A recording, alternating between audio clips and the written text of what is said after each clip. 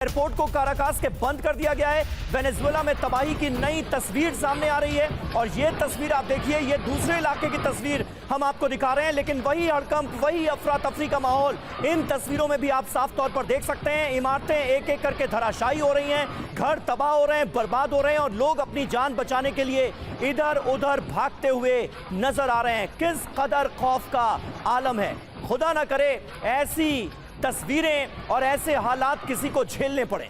ये तस्वीरें दरअसल बयां कर रही हैं कि प्रकृति का गुस्सा क्या कर सकता है। वेनेजुएला में भूकंप से 126 साल बाद ये सबसे बड़ी तबाही आई है। लोगों को बचने का मौका नहीं मिला, अपने घरों से बाहर निकलने का मौका नहीं मिला। एक एक करके इमारतें धराशायी होती रहीं। जरा देखिए क्या बीती उन लोगों पर जो उस वक्त वहां मौजूद थे।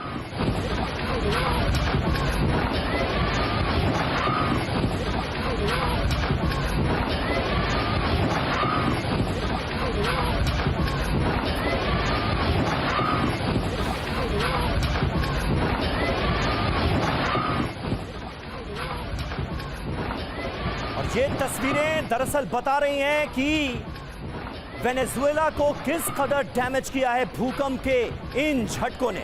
और आपने जिक्र किया ओपी तिवारी सर भुज का, क्योंकि जब जब भूकंप के ऐसे खतरनाक झटकों की हम खबरें देखते हैं, सुनते हैं, तबाही के आलम देखते हैं दुनिया के अलग अलग हिस्सों में, तो हमें गुजरात का भुज ही याद आता है। 26 जनवरी 2001 को जब भूकंप के तगड़े झटके वहां पर महसूस किए गए थे, बड़े पैमाने पर तबाही हुई थी। और जहां तक मैं याद कर पा रहा हूं, उसी के तकरीबन 7-8 महीने बाद नरेंद्र मोदी ने वहां के मुख्यमंत्री के तौर पर कार्यभार संभाला था।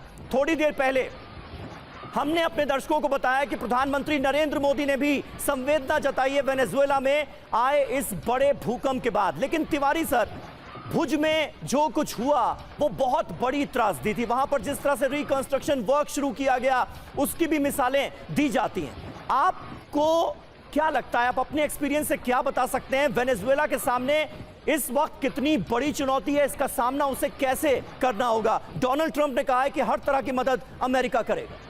सभी सबसे बड़ी चुनौती, जैसा ब्रिजेश से बता रहे थे, अभी जो बिल्डिंग कोलैप्स हुई है उसमें कई लोग अभी जिंदा हो गए, दबे होंगे। उनको कुत्तों की और बाकी लोगों की हेल्प से उनको निकालने का सबसे बड़ा महत्वपूर्ण कारण है उनको बचाने की कोशिश, बिकॉज उनकी भी लिमिट है, 10 घंटे 12 घंटे तक बच सकते हैं। भुज में भी यही हुआ था, कई लोग दबे हुए थे तो उन लोगों को निकाल लिया गया। लेकिन इसे समझने की बात एक और है, सोचने की बात एक और है कि जो एडमिनिस्ट्रेशन के लोग हैं उनका परिवार भी सफर किया हुआ है, वो सामने कब आएंगे। तो मैं इस पॉइंट में ब्रिजेश सबसे पूरा सहमत हूँ कि जो वहाँ की लोकल जनता यूथ है उसकी हेल्प से आएंगे। तो जितने लोग दबे हुए हैं उनको निकालना सबसे महत्वपूर्ण कदम है। उसके बाद आगे की भी सोचनी पड़ेगी कि कैसे बिल्डिंग बनानी है, किस तरीके का पर्टिकुलर वेव आया हुआ। They have to learn from Japan. Japan ने हर जगह से काउंटर किया है, जो कि जापान तो 9.5 तक झेल चुका है और 7.7 आता है तो बर्दाश्त कर लेता है, बिकॉज उन्होंने अपनी टेक्नोलॉजी इस तरीके से डेवलप की है बिल्डिंग का कि बेस कैसे बनाया है, कहाँ पर बियरिंग्स लगाए हैं, कैसे लगाए हैं, हर चीज़ का काउंटर करते हैं। एनीवे नेचर का जो प्रकोप होता है उसको कम किया जा सकता है, हटाना बहुत मुश्किल काम है, बिकॉज नेचर ही करता है।